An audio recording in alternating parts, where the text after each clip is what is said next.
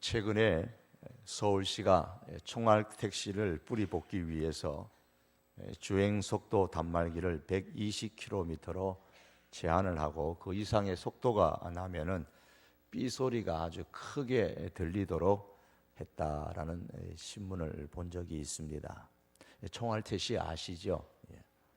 목사와 총알택시 기사가 한날에 죽었는데 총알택시 기사는 천국에 들어가고 목사는 잠시 대기하라고 했습니다. 왜냐하면 여러분 아시죠?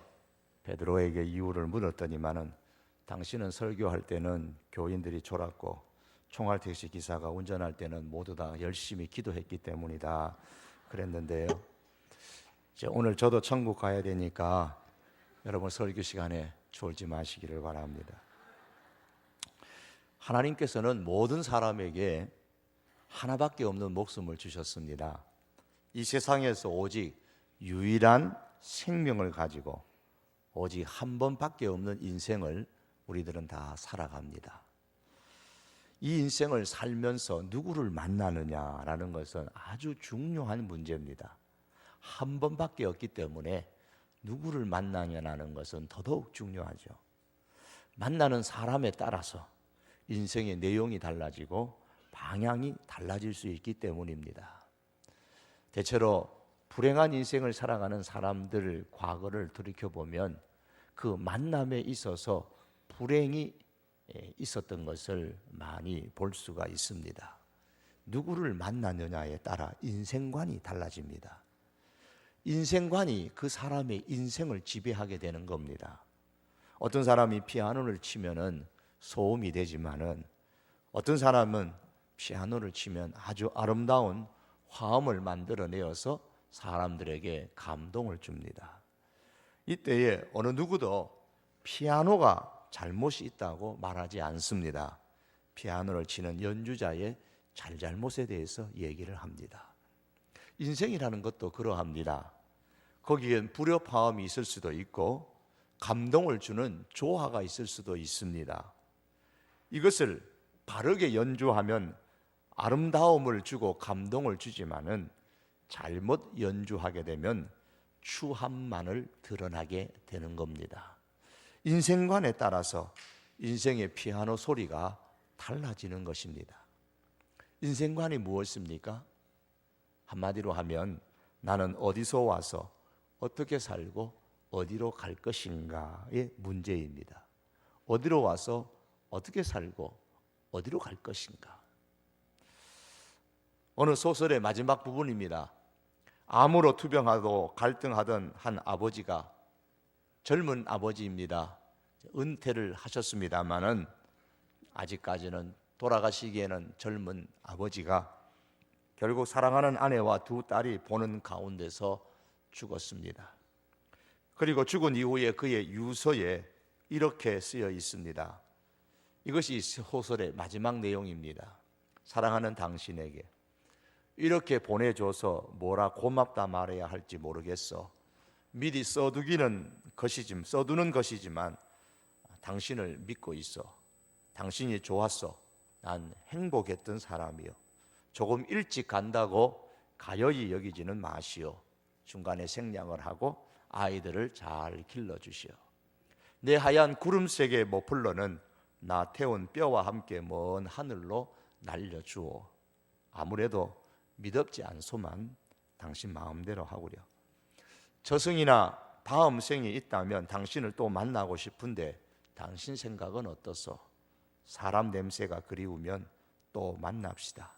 정말 사랑했어. 이 유서를 읽으면서 오열하는 한 여인과 두 딸의 모습을 우리는 충분히 상상해 볼 수가 있을 겁니다. 인생이 결국 어디로 가는지 그것만이라도 안다면 그나마 슬픔이 좀 감해지고 소망을 가지고 이 땅을 떠날 수도 있고 또 보낼 수도 있을 텐데 어디로 가는지를 몰라서 가는 사람도 보내는 사람도 안타깝습니다. 오늘 읽은 성경 말씀에 보니까 죽은 아들을 무덤에 묻으러 가는 어느 한 어머니의 모습이 나옵니다. 울다가 지쳐서 더 이상 눈물이 나오지 않는지 지칠 대로 지친 모습으로 아들을 땅에 묻으러 가는 한 여인의 모습입니다. 이 여인에 대하여서 12절은 말씀하기를 어떤 이유인지는 모르지만 남편 없이 혼자 사는 여인이라 그렇게 말합니다. 그의 어머니는 과부라. 그런데 이 과부 어머니에게는 오직 독자 외아들 하나만 있을 뿐입니다. 상상의 날개를 편다면 이 어머니가 하나밖에 없는 아들을 남편이 죽은 이후에 얼마나 애지중지하며 키웠는가를 쉽게 생각해 볼 수가 있습니다. 그런데 그렇게 아끼며 키웠던 외아들이 그 어머니보다 먼저 죽었습니다. 그것도 젊은 나이에 말입니다. 한 죽은 자를 메고 나오니 이는 한 어머니의 독자요 그의 어머니는 과부라. 어머니에게 있어서 그 외아들은 어머니의 소망의 전부입니다. 살게 하는 마지막 힘의 원천입니다. 가부장적인 당시의 시대 상황을 염두에 볼 때에 여인으로서는 어떤 직업을 가지기를 상상조차 할 수 없는 그 시대를 생각해 본다면 그 외아들은 그 어머니를 보호해 줄 마지막 보호막이었습니다. 울타리였습니다. 그런데 그 외아들이 죽었습니다. 절망입니다. 더 이상 이 여인을 보호해 줄 남편도 없고 아들도 사람도 없습니다. 그 여인은 이미 남편을 사별한 뼈아픈 경험을 가진 사람이었습니다.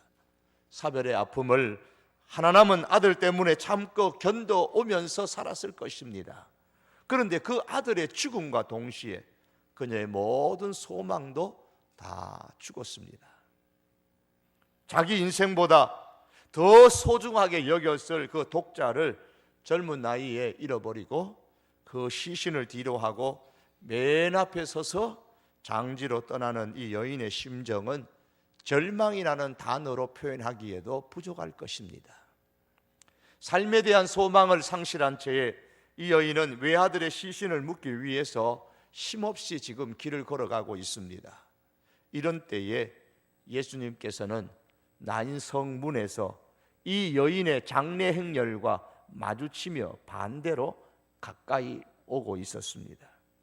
예수님과 그를 따르는 행렬들은 성으로 들어가려고 하고 그와 동시에 맞은편에서는 세상의 온갖 한을 다 품고 절망 가운데 걸어오는 그 여인과 그의 죽은 아들의 장례 행렬이 성으로부터 나오고 있었습니다. 11절과 12절에 보면 그 후에 예수께서 나인이란 성으로 가실새 제자와 많은 무리가 동행했다. 예수님의 행렬입니다. 12절에는 성문에 가까이 이르렀을 때에 사람들이 한 죽은 자를 메고 나온다. 장례 행렬입니다. 장례 행렬이 나인 성문 밖으로 나가는 그 순간에 예수님은 막 성으로 들어가시고 계셨습니다. 한편으로는 무덤을 향해서 가는 죽음의 행렬입니다. 이 죽음의 행렬은 하나님을 떠난 인간의 실존의 모습을 대변하고 있는 것입니다.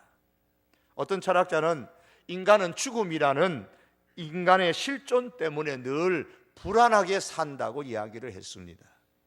프랑스의 유명한 대철학자 샤르트르는 이 평생에 죽음에 대해서 많은 이야기를 하고 또한 심지어 자신의 죽음에 대해서 우습게 여기다가 설상 진작 자신의 죽음이 순간에 점점 다가왔을 때는 병원에서 온갖 괴성을 지르고 불안에 떨고 불행한 인생의 마지막을 보내었다고 합니다.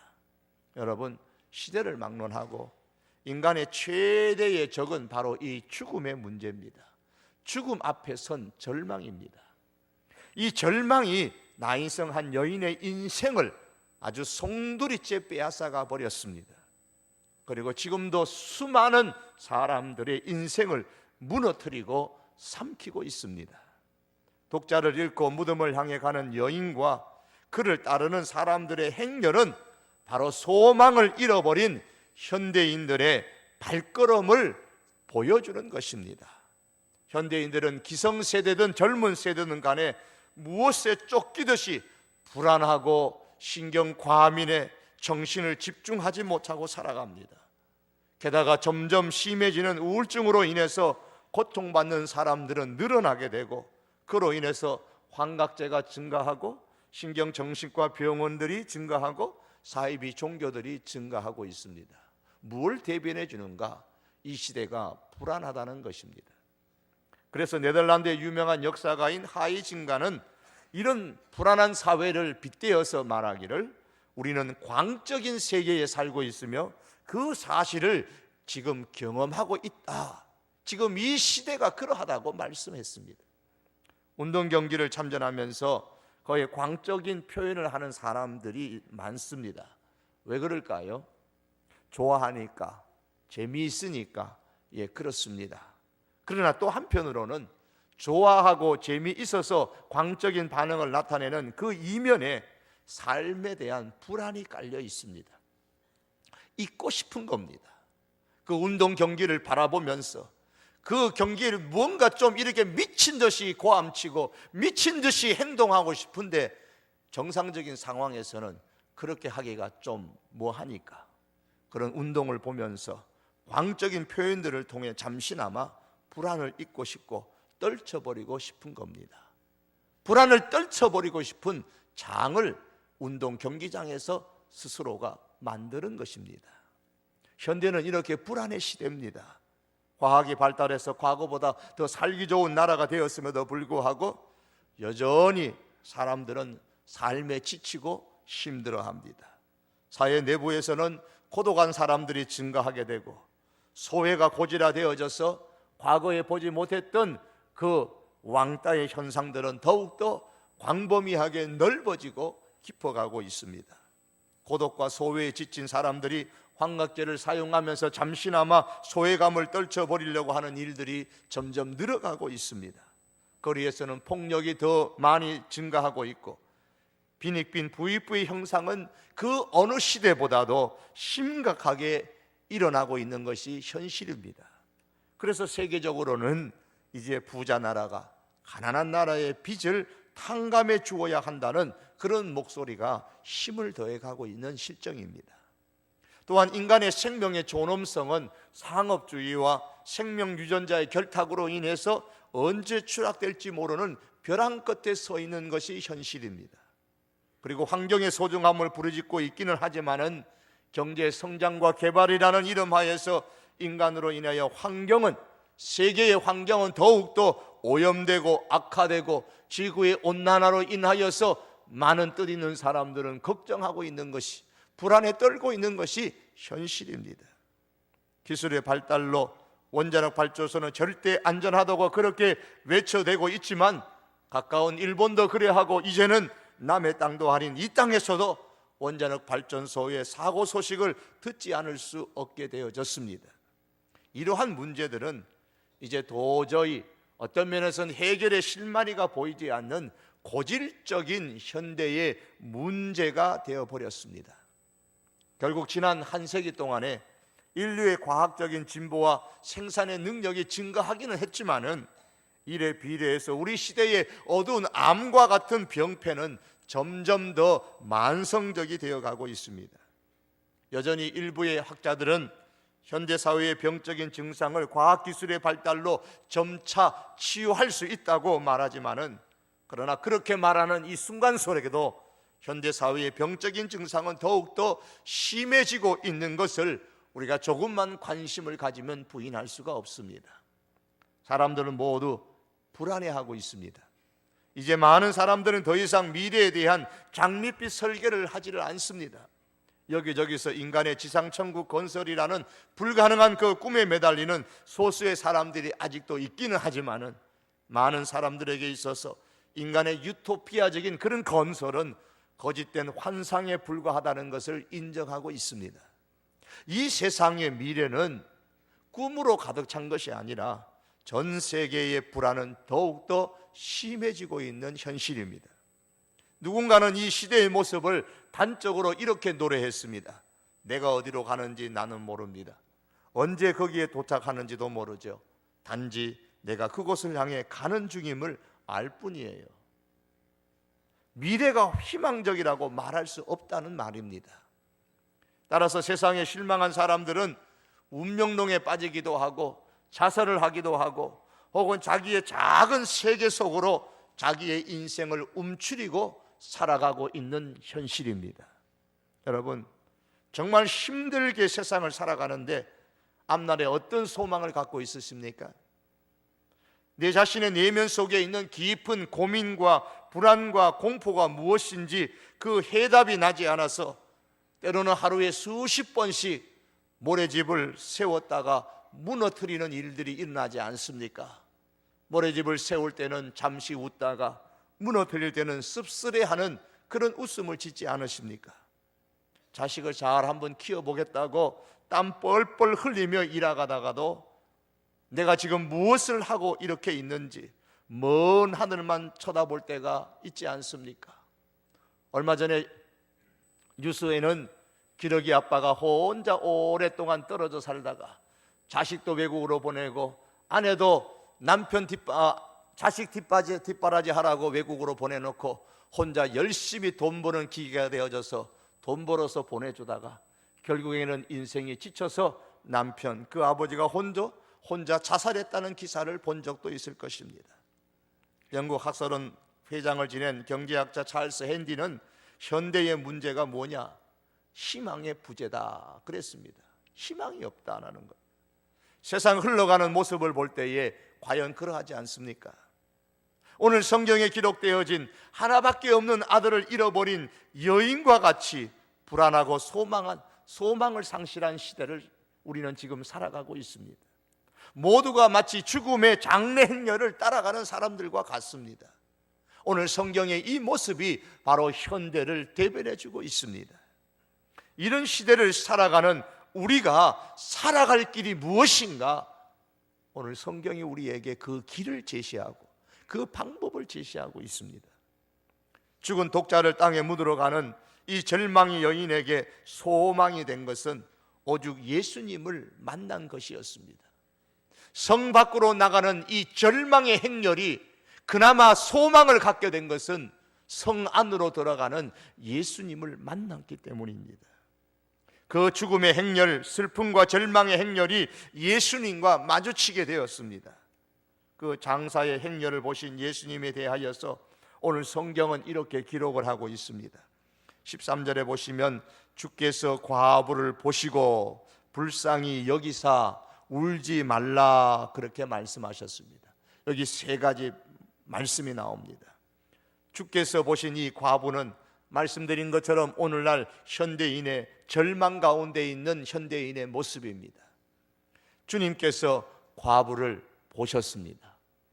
주목하여 주의를 기울였다라는 뜻입니다. 그냥 슬쩍 눈 흘림으로 본 게 아니고 여기서 봤다라는 말은 주목해서 관심을 두고 보았다라는 뜻입니다. 주님께서 불쌍히 여기셨습니다.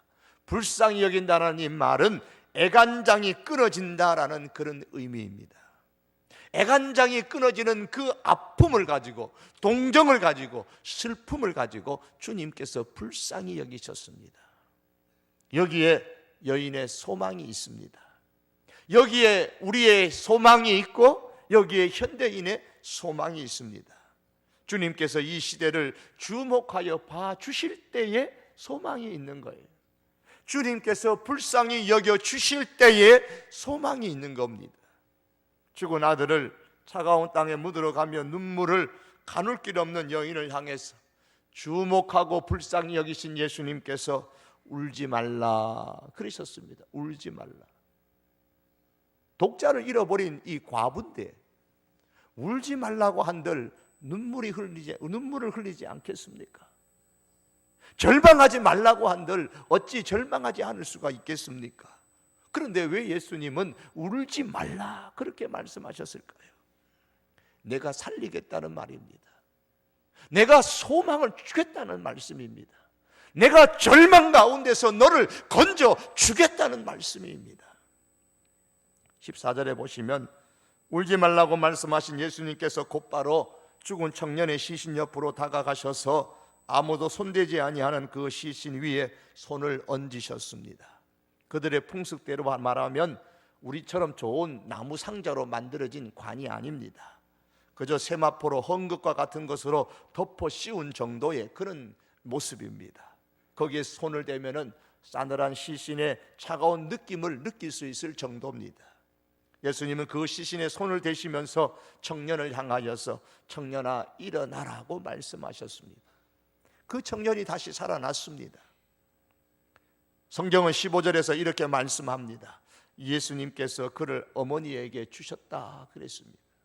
무엇을 준 겁니까? 청년을 주었습니다. 아니, 소망을 준 겁니다. 여인은 죽은 아들을 땅에 묻으러 갔지만 예수님은 산 아들을 그 여인에게 돌려주었습니다. 절망을 가지고 장지로 향하는 이 여인에게 예수님은 산 소망을 돌려주었던 겁니다. 그렇습니다. 오늘 이 예배에 참석하신 여러분, 예수님만이 이 시대의 불안을 치유할 수 있고 예수님만이 우리의 절망을 소망으로 회복시켜서 우리에게 돌려주실 수가 있으십니다.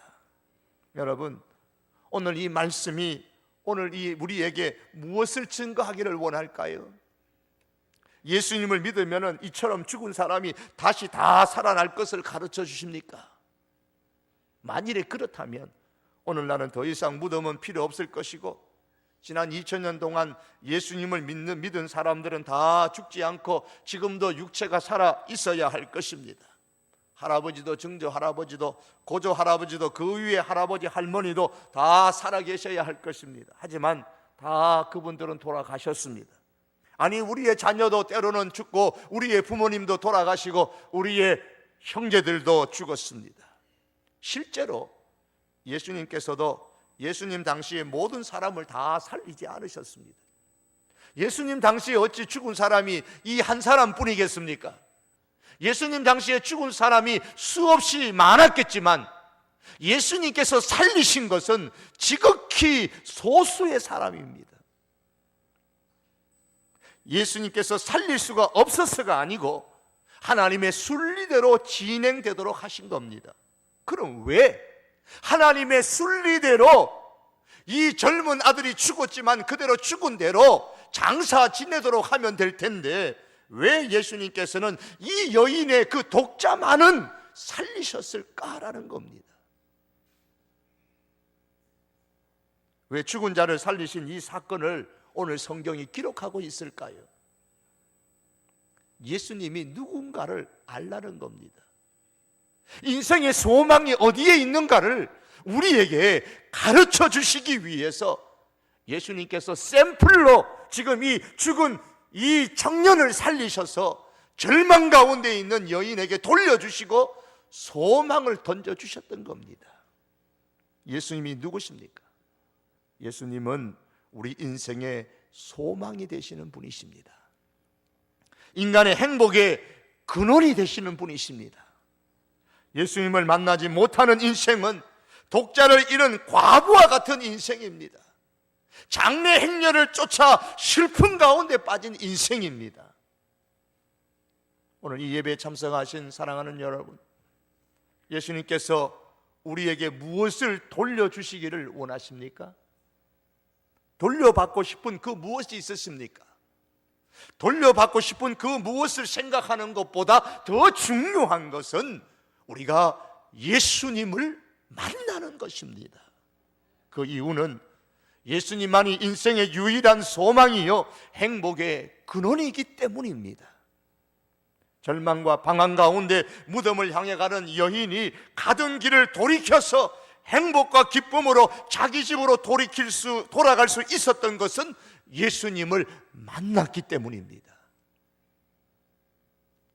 절망 가운데 아들을 묻으러 가던 이 여인이 다시 살아난 독자 젊은 아들을 품에 안고 얼마나 기뻐하며 자기 집으로 돌아갈 것인가를 한번 상상해 보십시오. 왜 이런 일이 일어났느냐? 예수님을 만났기 때문입니다. 왜 성경에 이것을 우리에게 말씀하고 있느냐? 예수님이 우리 인생의 소망이라는 것을 말씀하시기 위해서인 겁니다. 인생의 방황은, 인생의 절망은 예수님을 만나면 끝이 납니다. 아무도 위로할 수 없는 이 여인을 주목하여 보신 예수님이 누구십니까? 아들을 잃고 절망에 빠진 여인을 애간장이 끊어지는 듯한 아픔을 갖고 불쌍히 여기신 예수님이 누구세요? 여인을 향해서 울지 말라고 말씀하셨던 이 예수님이 누구십니까? 오늘 성경은 13절에서 그분을 더 로드다, 더 로드 이렇게 표현했습니다. 주께서, 우리말 번역에는 주께서, 더 로드, 주인이다 이 말씀입니다. 누가복음은 여기에서 처음으로 이 단어를 사용했습니다. 절망 가운데 빠진 그 상황에 있는 여인과 마주쳤던 이 예수님, 주목하셨던 예수님, 울지 말라고 말씀하시고 불쌍히 여기셨던 그 예수님이 누구시냐? 더 로드, 주인이라는 말입니다. 인간의 주인이요, 인생의 주인이라는 말씀입니다. 역사의 주인이라는 말씀입니다. 오늘 누가복음은 이것을 우리에게 말씀하고 싶은 겁니다.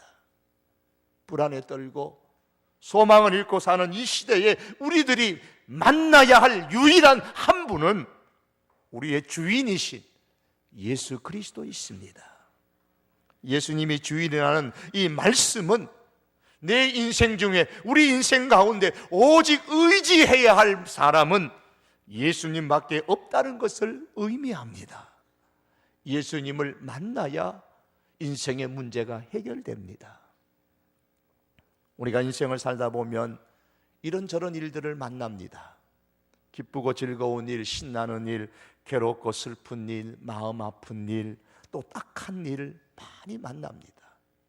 슬픈 일이나 괴로운 일을 당할 때는 마음 아파 때로는 몇 날을 울기도 하고, 혼자 도저히 감당할 수 없을 때는 친구나 혹은 더러는 전문 상담인을 찾아서 마음을 털어놓기도 합니다. 하지만 해결되지 않는 문제들이 많이 있습니다. 시간이 해결해 주겠지, 시간이 지나가기만을 기다리고 시간 속에서 그 모든 아픔들이 잊혀지기를 그렇게 기대하면서 나날을 보내는 사람들도 있습니다. 그러나 시간이 해결할 수 없는 괴로움과 아픔들이 의외로 우리 인생 여정 가운데 많이 있습니다. 이것들을 하나하나가 마치 가을 낙엽 쌓이는 것처럼 우리 마음에 쌓여갈, 그것이 바로 우리의 인생의 모습입니다. 이것이 때로는 우울증으로 나타나기도 하고, 이것이 때로는 알코올 중독으로, 약물 중독으로 나타나기도 하고, 이것이 심하면 어떤 사람은 폭력과 폭언으로서 나타나기도 합니다. 우리는 어떻습니까? 마음이 괴롭고 허전하고 공허해서 견딜 수 없을 때에 그때 우리는 어떤 반응을 나타내고 있습니까? 술을 밤새도록 마십니까? 아니면 마약을 복용합니까? 아니면 훌쩍 아무도 없는 곳으로 집을 떠나가 버립니까? 아니면 화를 내고 소리를 지릅니까? 이 모든 것들이 해결의 방법이 아닙니다. 오늘 성경이 우리에게 제시하는 방법은 예수님을 만나라 말씀합니다. 예수님을 찾으라고 말씀합니다. 예수님을 우리 인생의 주인으로 섬기라고, 모시라고 말씀하고 있습니다.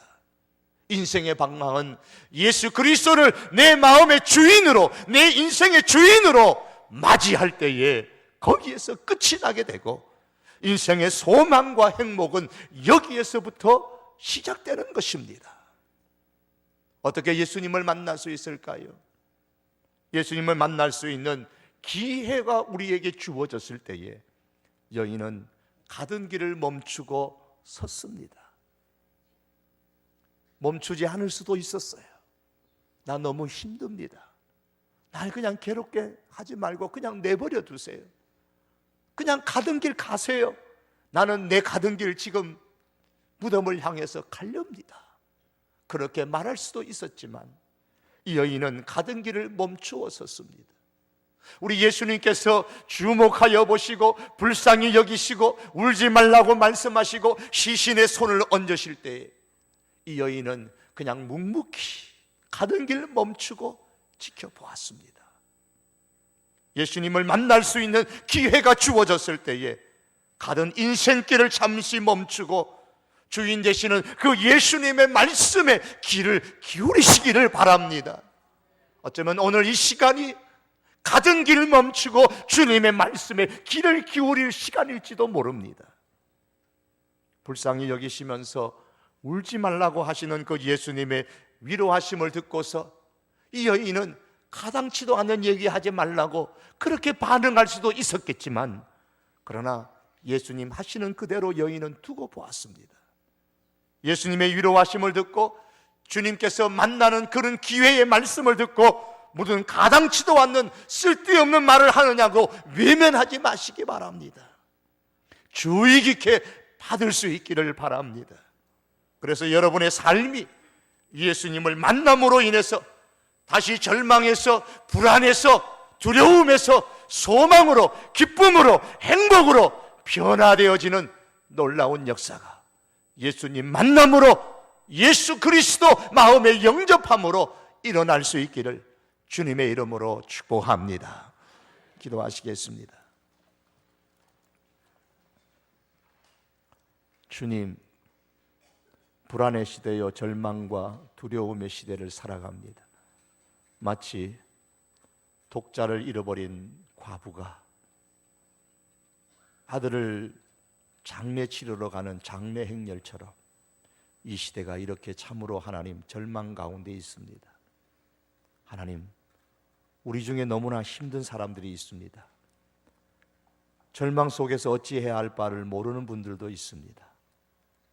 아들을 잃고 어떻게 해야 될지, 부모를 잃고 어떻게 해야 될지, 하나님 사업을 두고서 어떻게 해야 될지, 자녀 문제로 어떻게 해야 될지 두렵고 떨리고 불안하고 힘든 상황 가운데 있는 사람들이 있습니다.